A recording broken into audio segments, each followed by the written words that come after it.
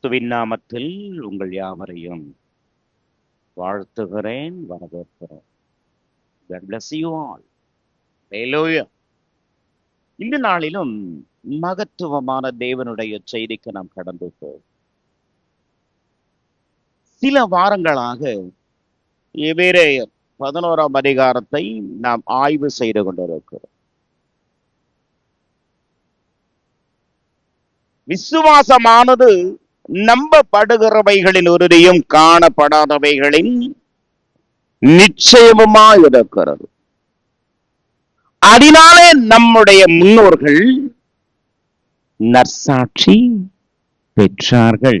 அல்லேலூயா. 11ஆம் அதிகாரம் முழுவதும்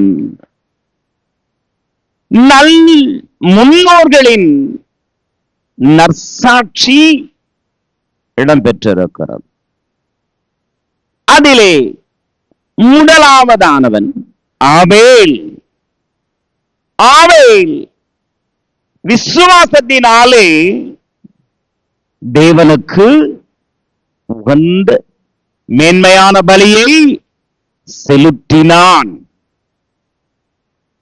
தேவன் ஆபேலை அங்கீகரித்தார், அவன் பலியையும் அங்கீகரித்தார். ஆபேல் எதற்கு முன் அடையாளமானவன், எதற்கு உருவகமானவன்? இயேசு கிறிஸ்துவின் இரத்த பலிக்கு உருவகமானவன். ரத்தம் சிந்துவில் இல்லாமல் பாவ மன்னிப்பு உண்டாகாது. அல்லேலூயா. அதற்கு முன் அடையாளமாகத்தான், உருவகமாகத்தான் ஆபேல் மந்தையின் தலையீற்றுக்களை கொண்டு வந்து இரத்த பலியை தேவனுக்கு செலுத்தினான், அங்கீகரிக்கப்பட்டான். அல்லேலூயா. இயேசுவின் ரத்தம், ஆமென், அவருடைய ரத்தமே நம்மை மீட்டது. Praise the Lord. அல்லேலூயா. இயேசு கிறிஸ்துவின் ரத்தம் சகல பாவங்களை நீக்கி வல்லமையுள்ளது என்பதற்கு முன்னடையாளமாய் ஆபேல் பலியை செலுத்தினான். ஆமென். ஆபேலுடைய சாட்சி, அதுல ஒரு தீர்க்க தரிசனம் இருக்கு. ரத்தம் சிந்துதல் இல்லாமல் பாவ மன்னிப்பு உண்டாகாது.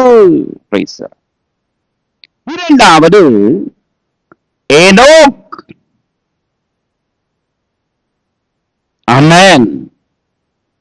ஏனோக் இதற்கு அடையாளமானான், இரண்டு காரியங்களுக்கு அடையாளமானான். ஒன்று, ஏனோக் மரணத்தை காணாமல் எடுத்துக் கொள்ளப்பட்டான்.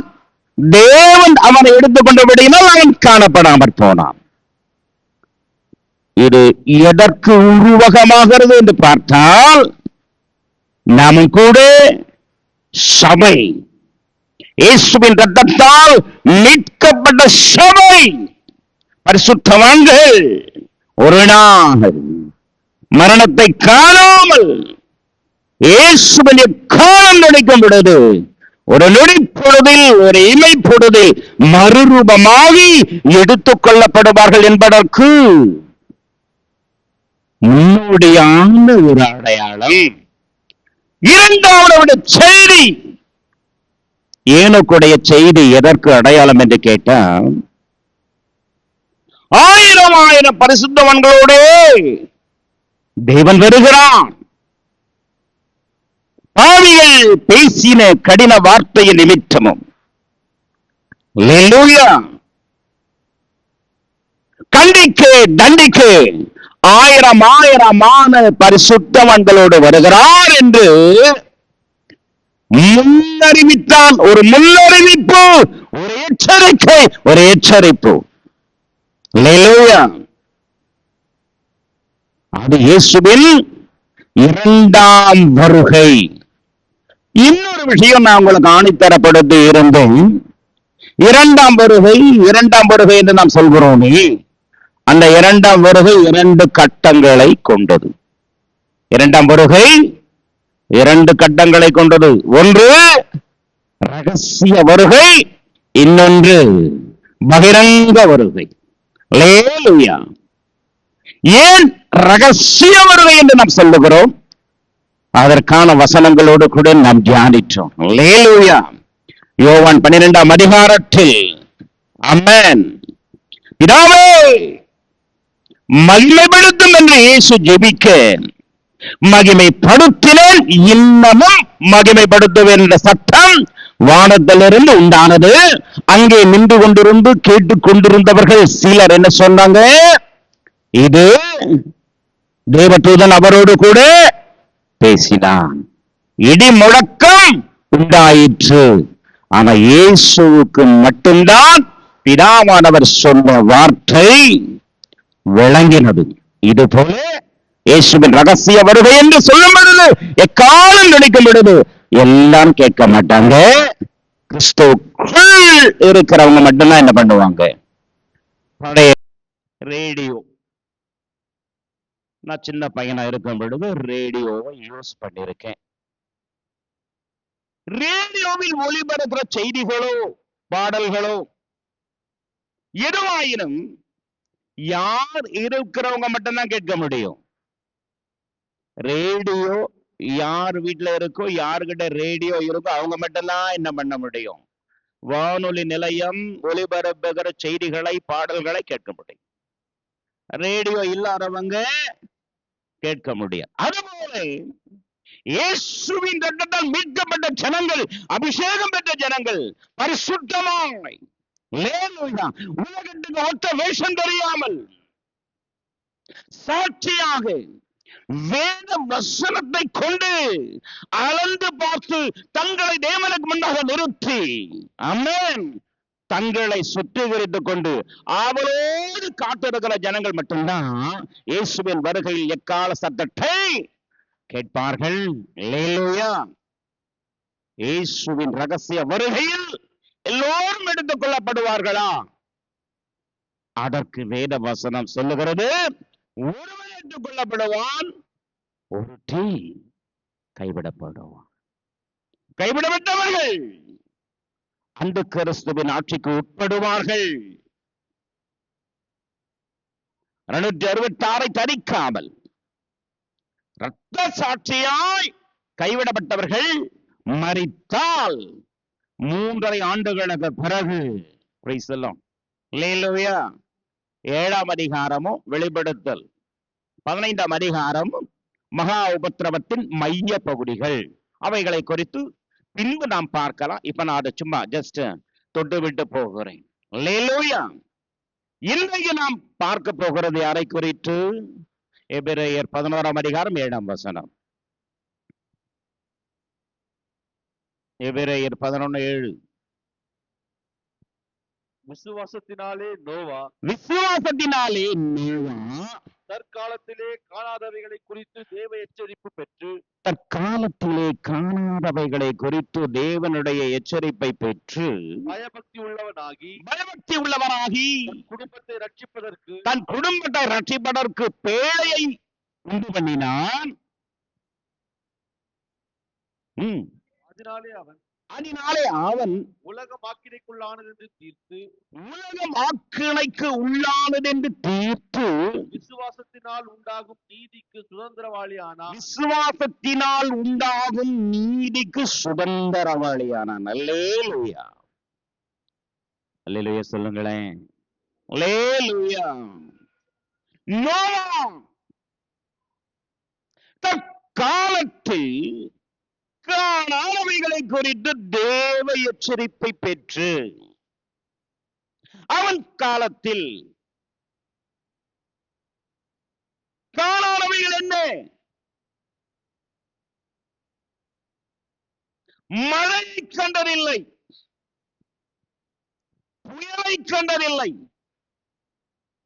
வெள்ளம் பெருவெள்ளமானதை கண்டதில்லை, அழிவை நியாய தீர்ப்பை கண்டதில்லை, ரட்சிப்பையும் கண்டதில்லை. இவைகள்தான் காணாதவைகளை குறித்து எச்சரிப்பு. என்னெல்லாம் காணல? மழை காணவில்லை, பெருவெள்ளம் புயல் காணவில்லை, ஜலம் ஜலப்பெருக்கு வெள்ளப்பெருக்கு காணவில்லை. சடலியாய் நியாய தீர்ப்பு என்று ஒன்று உண்டு, தேவ தண்டனை ஒன்று உண்டு என்பதும் அவன் கண்டதில்லை. அதே போல ரட்சிப்பு ஒன்று உண்டு என்பது ரட்சிப்பும் தெரியும். இவைகள் எல்லாம் அவன் காணாதவைகள். அல்லேலூயா. ஆனால் தேவனுடைய எச்சரிப்பு பெற்றான். பயபக்தி உள்ளவனானான். பயபக்தி என்றால் என்ன? ஒருவரை தகுந்த முறையில் கனப்படுத்துவது, ஒருவரை தகுந்த முறையில் கனப்படுத்துவது, அவரை உயர்ந்த இடத்தில் வைத்து பார்ப்பது பயபக்தி என்றால். ஒருவரை உயர்ந்த இடத்தில் வைத்து பார்ப்பதும் தகுந்த முறையில் கனப்படுத்துவதும், அல்லேலூயா, அவரை மதிப்பதும் தான். அதுக்கு பேர் தான் என்னது? பயபக்தி. தேவனை உயர்ந்த இடத்தில் வைத்தான், தேவனை கனப்படுத்தினான், தேவனை விசுவாசித்தான், பயபக்தி உள்ளவனானான். அல்லேலூயா. பயபக்தி உள்ளவனாகி தன் குடும்பத்தை ரட்சிப்பதற்கு என்ன உண்டு பண்ணினான்? பேழையை உண்டு பண்ணினான். பேழையை உண்டு பண்ணினான். அதனாலே அவன் உலகம் ஆக்கிரமைக்குள்ளாது என்று தீர்த்து விசுவாசத்தினால் உண்டாகும் நீதிக்கு சுதந்திரவாளியானான். அல்லேலூயா. இந்த நோவாவிலிருந்து ஆழமான பாடங்களை ஆவியானவன் நமக்கு கற்றுக் கொடுக்கிறார். இது ஏதோ பழைய ஏற்பாடு சம்பவம். இதிலிருந்து இக்கால சபைகளுக்கோ இக்காலத்து ஜனங்களுக்கோ ஒரு செய்தி என்ன இருக்க போகிறது? தேவனுடைய ஜனமே, மகத்தான செய்தியை ஆவியானவர் இதில் வைத்திருக்கிறார். அல்லேலூயா. கவனிக்கணும். நோவாவின் காலம் எப்படிப்பட்ட காலம்? நோவா காலத்து ஜனங்களுடைய வாழ்க்கை முறை எப்படிப்பட்டது? ஒரு வசனத்தை ஆரம்பத்தில் வாசிக்கணும். 6:9. 6:9.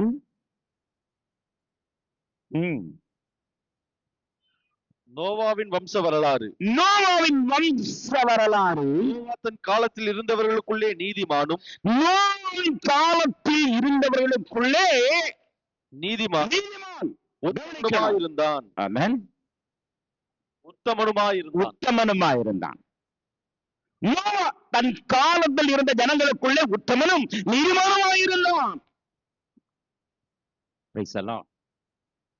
அவருடைய 8ஆம் வசனம் பின்னாடி முன்னாடி. நோவாவுக்கு கர்த்தருடைய கண்களில் கிருபை கிடைத்தது.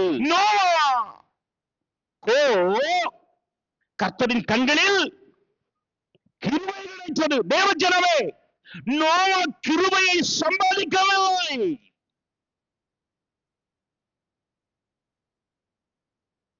He was not earned grace. அவன் சம்பாதித்த நல்ல கிருபை. அவன் உத்தமனும் நீதிமானும் தேவனோடு கூட நடந்த அனுபவங்கள் தான் அவனை கிருபை உள்ளவனாக மாற்றினது. நாம் யாரும் சொந்தமா நாம கிருபையை சம்பாதிக்கல. அல்லேலூயா. கிருபை நம்முடைய சம்பாத்தியம் அல்ல. இயேசுவுக்குள் அல்லேலூயா அவர் அநாதி தீர்மானத்தின்படி முன்குறிக்கப்பட்ட ஜனங்களை ஆண்டவர் கிருபையினால் விசுவாசத்தை கொண்டு என்ன செய்தார்? ரட்சித்தார். இது உங்களால் உண்டானதல்ல, தேவனுடைய பரம ஈவு. நாம யாரும் சொந்தமா கிருபையை பண்ணது கிடையாது, சம்பாதித்தது கிடையாது. அல்லேலூயா. பிதாவாகிய தேவன் இயேசு கிறிஸ்துவுக்குள்ளே நம்மை முன் குறித்ததினாலே ஆமென், காலங்கள் நிறைவேறின பொழுது இயேசுவானவர் மனுஷனாய் பூமிக்கு வந்தார். ஆமென். அவருடைய தீர்மானம் அநாதி தீர்மானம்.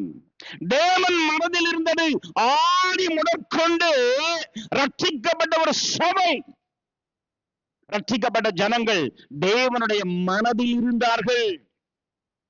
அவர்களை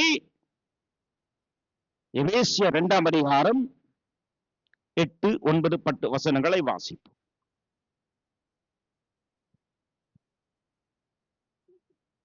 ரெண்டு, 8, 9, 10. கிருபையினாலே விசுவாசத்தை கொண்டு கிருபையினாலே விசுவாசத்தை கொண்டு ரட்சிக்கப்பட்டீர்கள். இது உங்களால் உண்டானதல்ல. அதனால சொல்றேன், கிருபை நாம் சம்பாதித்த சம்பாத்தியம் அல்ல. கிருபையினால் விசுவாசத்தை கொண்டு ரட்சிக்கப்பட்டீர்கள். இது உங்களால் உண்டானதல்ல, தேவனுடைய ஈவு. 6:8 நோவாவுக்கோ கர்த்தரின் கண்களிலே ஏன் கிடைச்சது? அவன் தன் காலத்தில் நீதிமானாய் இருந்தான், ஆண்டவரோடு கூட நடந்தான், உத்தமனாயும் நீதிமானாயும் இருந்தான், கிருபை பெற்றான். அல்லேலூயா. ஆனா ஒரே ஏற்பாட்டில் இருக்கும் கிருபை என்பது நம்முடைய நற்கிரியையை பார்த்து தேவன் நம்மை ரட்சிக்கவில்லை. தேவனுடைய ரட்சிப்பின் திட்டத்தில், தேவனுடைய மனதில், ஆமென், கர்த்தர் உலக தோற்றத்துக்கு முன்னே நம்மை கண்டான். அல்லேலூயா. சரி, இப்ப நம்ம முக்கியமான விஷயங்களுக்கு கடந்து போவோம். மீண்டும் ஆரம்ப வசனத்தை வாசிப்போம். எபிரேயர் 11:7 விசுவாசத்தினாலே நோவா தற்காலத்திலே காணாதவைகளை குறித்து எச்சரிப்பு பெற்று, தேவ எச்சரிப்பு பெற்று, பயபக்தி உள்ளவனாகி தன் குடும்பத்தை ரட்சிப்பதற்கு பேழையை உண்டு பண்ணினான். அதனாலே அவன் உலகம் ஆக்கினைக்குள்ளது என்று அறிந்து விசுவாசத்தினால் உண்டாகும் நீதிக்கு சுதந்திரவாளியானான். உலகம் ஆக்கினைக்குள்ளானது என்று தீர்த்தான். 6 அதிகாரம் 5 வசனம். ஆதியாகமம் 6:5. மனுஷனுடைய அக்கிரமம் பூமியிலே பெருகினது என்றும் அவனுடைய இருதயத்தின் நினைவுகளின் தோற்றமெல்லாம் நித்தமும் பொல்லாததே என்று கர்த்தர் கண்டு, கர்த்தர் எதை கண்டான்? ஆண்டவர் என்ன கண்டான்? பூமியிலே மனுஷனுடைய அக்கிரமம் பெருகிறது, இருதயத்தின் நினைவுகளின் தோற்றம் எல்லாம் நித்தமும் கண்டினியூஸ்லி பொல்லாததே. மனிதன் எதை காண்பித்தான்? தேவனுக்கு தமது ரூபத்தின்படி தமது சாயலால் சிருஷ்டிக்கப்பட்ட மனிதன் தேவனுக்கு காண்பித்தது என்ன? மனிதனிடத்தில் தேவன் என்ன கண்டான்? எதை காண வேண்டும் அதை காணவில்லை. மனிதனிடம், ஜனங்களிடம் எதை காணக்கூடாதோ அதை கண்டான். அல்லேலூயா. 6:6 வாசிக்கிறோம். தாம் பூமியிலே மனுஷனை உண்டாக்கினதற்காக கர்த்தர் மனஸ்தாபப்பட்டார், அவர் இருதயத்திற்கு விசனமாயிருந்தது. அல்லேலூயா. நான் பூமியிலே ஏன் தான் நான் மனுஷனை உண்டாக்கினேன்? என்னுடைய ரூபம், என்னுடைய சாயலின்படி நான் மனுஷனை ஏன் தான் உண்டாக்கினேன்? தம்மையே அவன் நொந்து கொண்டார், வருத்தப்பட்டார், வேதனைப்பட்டார். அவர் இருதயத்துக்கு எப்படி இருந்தது? விசனமா இருந்தது, கவலையா இருந்தது, வேதனையா இருந்தது. வேற என்ன செய்வது? தேவனுடைய நீதி என்று ஒன்று இருக்கிறது. தேவன் நீதியில் தவறானவர். பாவத்திற்கு, குற்றத்திற்கு தண்டனை கொடுத்துத்தான் ஆகணும். அது தேவ நீதி. அல்லேலூயா. அதனாலே 6:7 தேவன் ஒரு தீர்மானம் எடுத்தார். தேவன் கர்த்தர் தீர்மானம் எடுத்தார். அப்பொழுது கர்த்தர், நான் சிருஷ்டித்த மனுஷனை பூமியின் மேல் வைக்காமல், எந்த பூமியிலே இருந்து மனுஷனை உண்டாக்கினேனோ அந்த பூமியிலே வைக்காமல், மனுஷன் முதற்கொண்டு மிருகங்கள், ஊரும் பிராணிகள், ஆகாயத்து பறவைகள் பரியந்தம் உண்டாயிருக்கிறவைகளை நிகிரகம் பண்ணுவேன். நான் அவர்களை உண்டாக்கினது எனக்கு மனஸ்தாபமாயிருக்கிறது என்றார். Praise the Lord. எல்லாவற்றையும் மனிதன் முதற்கொண்டு மிருகங்கள், ஊரும் பிராணிகள், எல்லா ஜந்துக்களை நான் என்ன பண்ண போறேன்? நிகிரகம் பண்ண போறேன். எனக்கு மனஸ்தாபம் உண்டானது, தாங்கிக் கொள்ள முடியவில்லை. அல்லேலூயா. தேவ ஜனமே, இந்த கடைசி காலத்தில் நம்மை பற்றி தேவனுடைய நினைவு என்னவோ, சபையை பற்றி அவருடைய நினைவுகள் என்னவோ, நம்மை காண்கிறது என்னவோ, கண்டு கொண்டிருக்கிறது என்னவோ, மனஸ்தாபமா, விசனமா, அல்லேலூயா, மகிழ்ச்சியா, அது தேவனுக்கு மகிமையா? நம்முடைய வாழ்க்கையின் தரம் தேவனை மகிமைப்படுத்துகிறதா?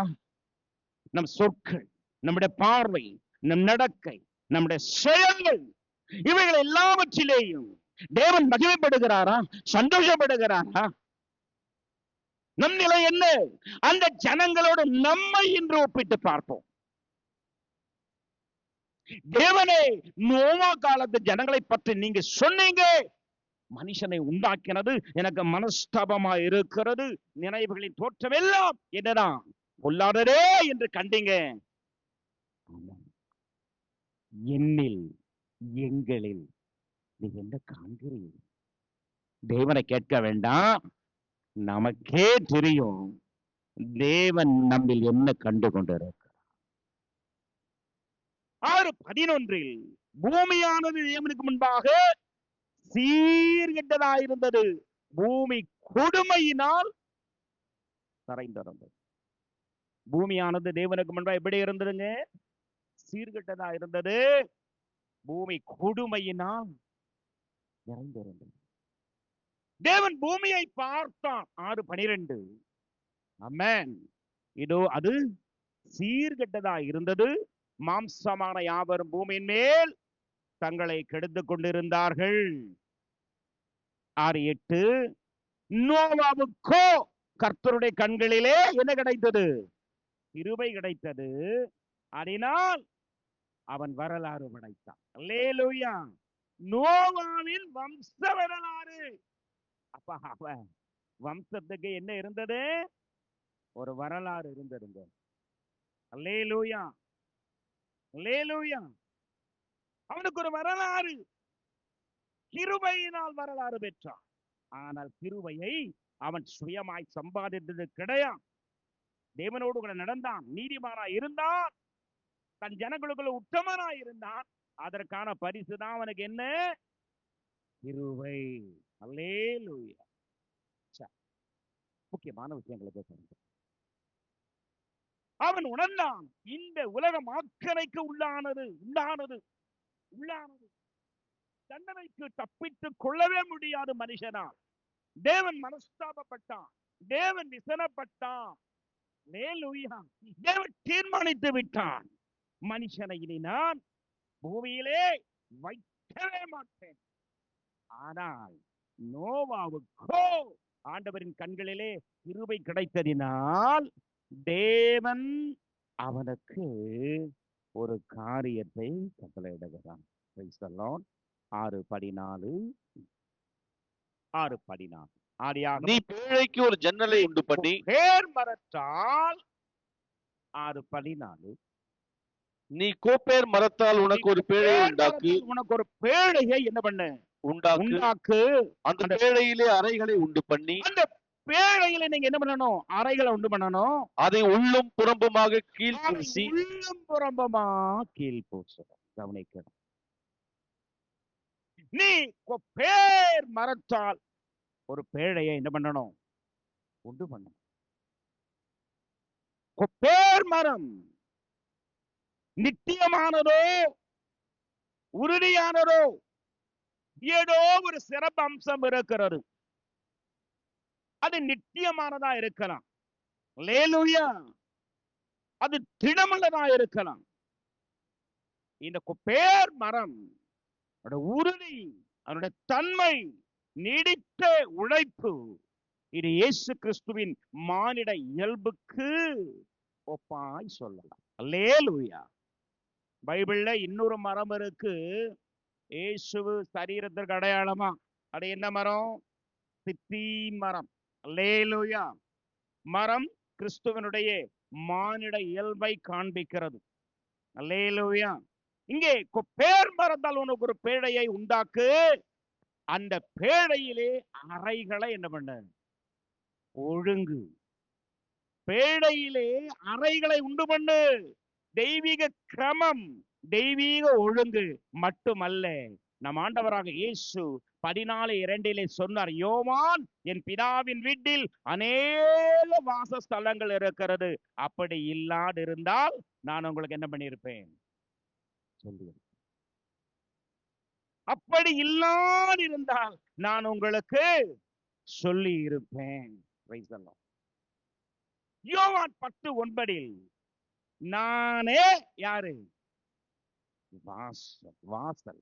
நானே வாசல். அல்லேலூயா. நானே வாசல். ஒருவன் என் வழியே பிரவேசித்தால் உள்ளும் புறம்பும் சென்று மேய்ச்சலை கண்டு. அப்ப பேழைக்கு உள்ளேயும் வெளியேயும் கீழ் பூசணும். அல்லேலூயா. பேழைக்குள்ளே ஜீவன், பேழைக்குள்ளே ரட்சிப்பு, பேழைக்கு வெளியே நியாய தீர்ப்பு, பேழைக்கு வெளியே மரணம்.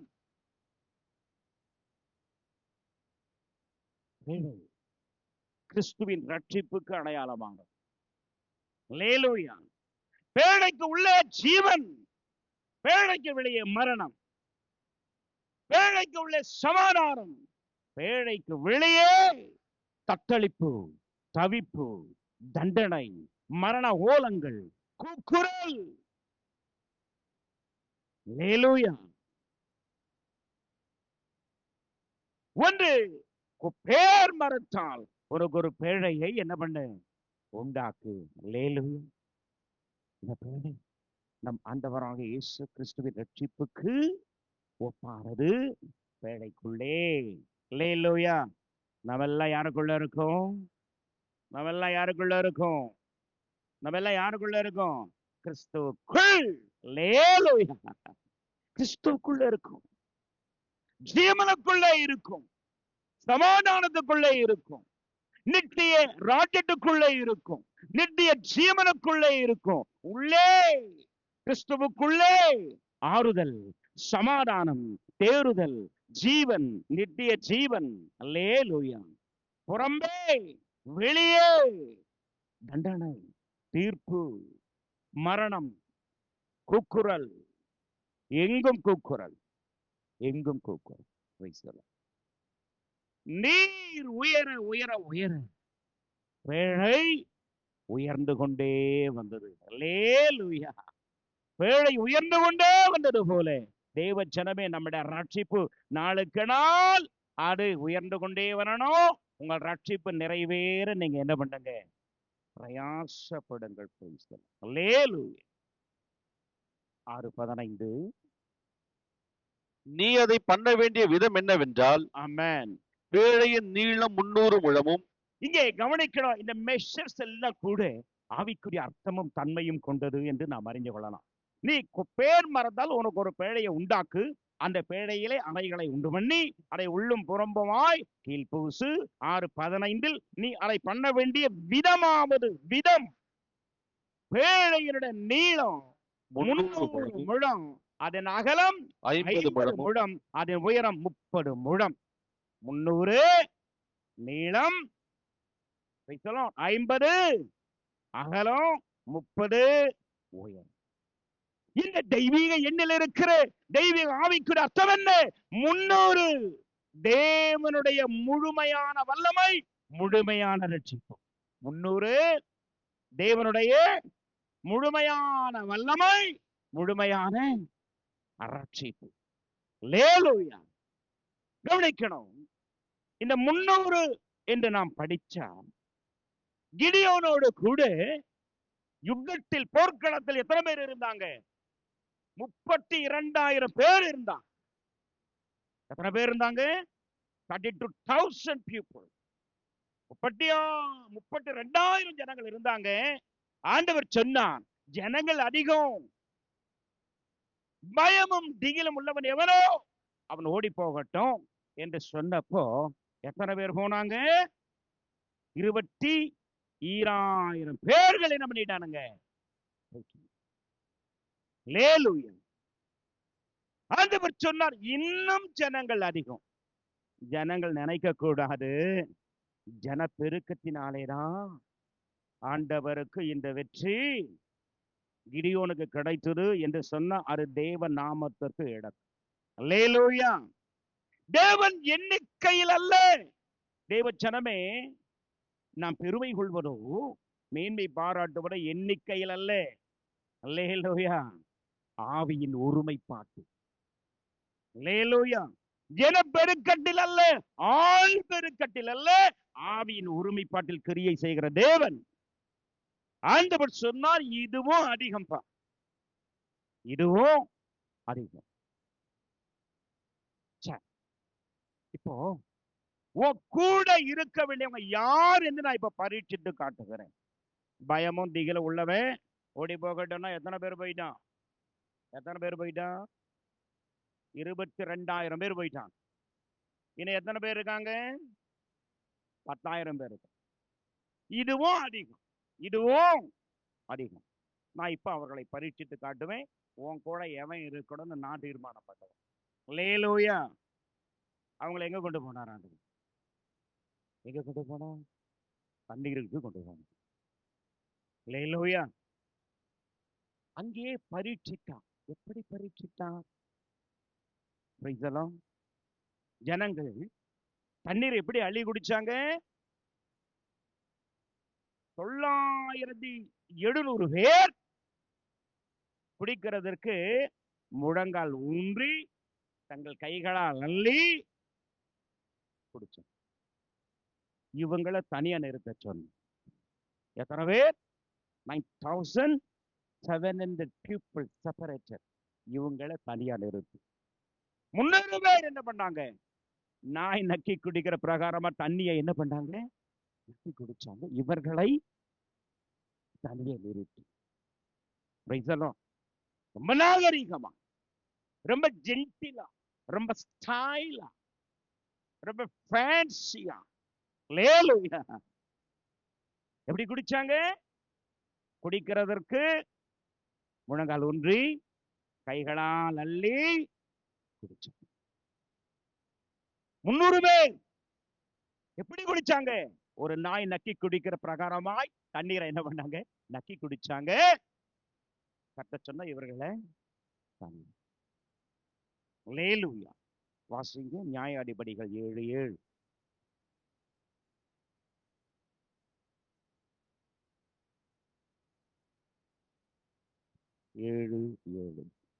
இப்பொழுது கற்று கிடியோனை நோக்கி, நக்கி குடித்த அந்த 300 பேரிலே நான் உன்னை ரட்சித்து மீதியானரை உன் கையிலே ஒப்புக் கொடுப்பேன். 300 பேரால் இருக்கு. அல்லேலூயா. மீண்டும் நான் சொல்றேன், ஆள் பெருக்கமல்ல ஆண்டவருக்கு விஷயம், ஆவியின் ஒருமைப்பாடு. அல்லேலூயா. 2-3 பேர்கள் என் நாமத்தில் எங்க உறவிக்கிறார்களோ அங்கே அவர்கள் நடுவிலே அங்க இருப்பேன். அல்லேலூயா. இந்த 300 பேரை கொண்டு நான் உன்னை ரட்சிப்பேன். மீதியானியரை உன் கையிலே நான் என்ன பண்ணுவேன்? ஒப்புக் கொடுப்பேன். 300 என்பதனுடைய ஆவிக்குரிய அர்த்தமும் சாரம்சமும் இதுதான். தேவனுடைய முழுமையான வல்லமை, முழுமையான ரட்சிப்பு. அகல எவ்வளவு? 50 முழ அகலம். இது பெந்தேகொஸ்தே சபையினுடைய கிருபையின் கால அளவிற்கு அடையாளம். பெந்தேகொஸ்தே, அதிலே அதிக வல்லமை இருக்கு. அல்லேலூயா. பெந்தேகொஸ்தே சாத்தானை மேற்கொள்ளும் சபை இருக்கு. அல்லேலூயா. Praise the Lord. பெந்தேகொஸ்தே அதிக வல்லமை உள்ளது. பெந்தேகொஸ்தேயில் வேறுபாடு இருக்கிறது. பெந்தேகொஸ்தே அபிஷேகம் இருக்கிறது. அது வல்லமையான அபிஷேகம். ரத்த சாட்சியாய் மறிக்கிற அளவிற்கு அபிஷேகம். Praise the Lord. Hallelujah. Pent என்றால் 50 என்று பொருள். இது தேவனுடைய கிருபை. தேவன் கிருபையின் காலத்தை கொடுத்திருக்கிறார். அந்த கிருபையின் காலத்தில் சபை தொடங்கப்பட்டது. சபைக்கு அதிகமான வல்லமையும் அதிகமான அபிஷேகமும் சபைக்கு உண்டு. பெந்தேகோஸ்தே வல்லமைக்கு அடையாளம் 50. உயரம் 30 முழம். உயரம் எத்தனை? நம் ஆண்டவராக இயேசு 30 வயதிலே பகிரங்கமான ஊழியத்திற்கு வந்தான். அல்லேலூயா. அது முதிர்ச்சி. 30 தெய்வீக முதிர்ச்சி. அல்லேலூயா. அதற்கு சான்று, அதற்கு முன்னடையாளம் நம் அருமை இரட்சகராகிய இயேசு. அதனாலதான் ஆண்டவர் சொன்னார், நீ பேழையை உண்டாக்க வேண்டிய விதம், அதனுடைய மெஷர்மெண்ட், அளவுகள் 300 முழம் நீளம், 50 முழம் அகலம், 30 முழ உயரம். 50ல இன்னொரு விஷயம் இருக்கு தெரியுமா? பெந்தேகோஸ்தே மட்டும் கிடையாதுங்க. Praise the Lord. சாத்தானை மேற்கொள்ளும் சபை ஸ்தாபிக்கப்பட்டது மட்டுமல்லங்க, ஜூபிலி விடுதலை வருஷம். அல்லேலூயா. பழைய ஏற்பாடு காலங்களிலே 26ஆம் அதிகாரம் லேவியர் ஆகமத்தில் 50 ஜூபிலி விடுதலை வருஷம். 49 முடிஞ்சு 50வது வருஷம் தொடங்கினால் எக்காலம் ஊடப்படும். அதனுடைய அறிவிப்பு என்ன? இது விடுதலை வருஷம். அடிமையாய் விற்கப்பட்டவன் விடுதலையாகி தன் வீட்டுக்கு போவான். அல்லேலூயா. கடன் பெற்றவன் அவன் கடன்கள் எல்லாம் என்ன பண்ணும்? மன்னிக்கப்படும். அல்லேலூயா. அடிமையானவன் விடுதலையாகி ஆமென் சுதந்திரவாளி ஆவான். எதிலே? 50. அப்போ நோவாவின் பேழையினுடைய அளவு ஊர்கள் தேவன் கொடுத்த அடையாளங்கள் எல்லாம் அற்புதமானவைகள், ஞான அர்த்தமுள்ளவைகள். ஹல்லேலூயா. நாம் வாழ்கிற இந்த கால அளவு 15. நாம் பெந்தேகோஸ்தே வல்லமையில், பெந்தேகோஸ்தே அனுபவத்தில், பெந்தேகோஸ்தே அபிஷேகத்தில் அல்லேலூயா சாத்தானை மேற்கொள்ளுகிற சபை ஸ்தாபிக்கப்பட்ட அனுபவத்தில். ஹல்லேலூயா. பெந்தேகோஸ்தே அதிக வல்லமை இருக்கிறது. பெந்தேகோஸ்தேயில் அதிக வல்லமை இருக்கிறது. அல்லேலூயா. நம் ஆண்டவர் 30 வயதில் தம்முடைய பகிரங்கமான ஊழியத்தை தொடங்கினார். வெற்றியின் ஊழியத்தை தொடங்கினான். இந்த பேழையின் அளவு கூடுதல் எல்லாம் ஞான அர்த்தமுள்ளவைகள், தீர்க்க தரிசன அம்சம் கொண்டவைகள் மட்டுமல்ல, ஆவிக்குரிய அர்த்தமுள்ளவைகள். அல்லேலூயா. பெந்தேகோஸ்தேயில் அதிகமான வல்லமை இருக்கிறது. Praise the Lord. அல்லேலூயா. 6:16 ஆதியாகமம். நீ பேழைக்கு ஒரு ஜன்னலை உண்டு பண்ணி, நீ பேழைக்கு ஒரு ஜன்னலை உண்டு பண்ணு. ஆமென். மேல் தட்டுக்கு ஒரு முழ தாழத்திலே, நான் மேற்புறத்திற்கு ஒரு முழம் தாழத்திலே அதை செய்து முடித்து, அதை செய்து முடி. பேழையின் கதவை அதன் பக்கத்திலே வைத்து, பேழையின் கதவுகளை பக்கத்துல என்ன பண்ணணும்? வைத்து, பேழைக்கு ஒரே ஜன்னல். அல்லேலூயா. ஒரே கதவு. இது எதை குறிக்கிறது? நானே வழியும் சத்தியமும் ஜீவனுமாயிருக்கிறேன். என்னாலே இல்லாம பிதாவினிடத்தில் ஒருவனும் வரான். ஒரே வாசல். ரட்சிப்புக்கு ஒரே வாசல். இயேசுவே அந்த வாசல். அப்போஸ்தலர் நடபடிகள் 4:17 வாசிக்கிறோம். அவராலே எந்த வேறு ஒருவனாலும் என்ன இல்லை ரட்சிப்பில். நாம் ரட்சிக்கப்படுவதற்கு பூமி எங்கும் உள்ள மனுஷருக்குள்ளே இயேசுவின் நாமம் அல்லாமல் வேறொரு நாமம் கட்டளையிடப்படவில்லை. அல்லேலூயா. ஒரே வாசல். நானே வழி, நானே வாசல். அல்லேலூயா. வழியும் அவரே, வாசலும் அவரே. எரேமியா 6:16 வழிகளிலே நின்று பூர்வ பாதை எவை என்று கேட்டு விசாரித்து அதிலே நடவுங்கள், அப்பொழுது உங்கள் ஆத்துமாக்களுக்கு என்ன கிடைக்கும்? இளைப்பாறுதல் கிடைக்கும். வழிகளிலே நில்லுங்க. ஆனால் இன்றைக்கு நமக்கு ஒரே வழி, ரட்சிப்பினுடைய வழி நம் ஆண்டவராகிய இயேசு. நானே வழி. ஆமென். யோவான் 10:9 ஆண்டவர் சொன்னார், நானே வாசல், ஆடுகளுக்கு நான் தான் வாசல். என் வழியே ஒருவன் பிரவேசித்தால் உள்ளும் புறம்பும் சென்று என்ன செய்வான்? மேய்ச்சலை கண்டடைவான். அதனாலே பேழைங்க உள்ளேயும் புறம்பேயும் கிவி பூசு. லேலூயா. தேவனுடைய செயல். அவங்க பார்த்து நம்முடைய ரட்சிப்புக்கு நம்ம என்ன விலை தர வேண்டும்? நம்முடைய ரட்சிப்புக்கு நாம் என்ன நற்கிரியைகளை செய்வோம்? தேவன் நம் நற்கிரியைகளை கண்டு நற்கிரியைகளை நிமித்தம் நம்மை ரட்சித்தாரா? லேலூயா. இல்ல. ஆண்டவருடைய ரட்சிப்பு எதனால் உண்டானது? விசுவாசத்தினால், கிருபையினாலே விசுவாசத்தை கொண்டு ரட்சிக்கப்பட்டீர்கள். இது உங்களால் உண்டானதல்ல, தேவனுடைய ஈவு. நம்ம எல்லாம் கிருபையை கொண்டு விசுவாசத்தினாலே ரட்சிப்பை பெற்றோம். நோவா அதை சம்பாதித்தான். இல்ல, நோவா சம்பாத்தியம் அல்ல, தேவனுடைய ஈவு, தேவனுடைய இரக்கம். லேலூயா. அவன் தேவனோடு கூட நடந்தான், உத்தமனாய் இருந்தான். ஆமென். நோவாவுக்கோ கர்த்தரின் கண்களில் கிருபை கிடைத்தது.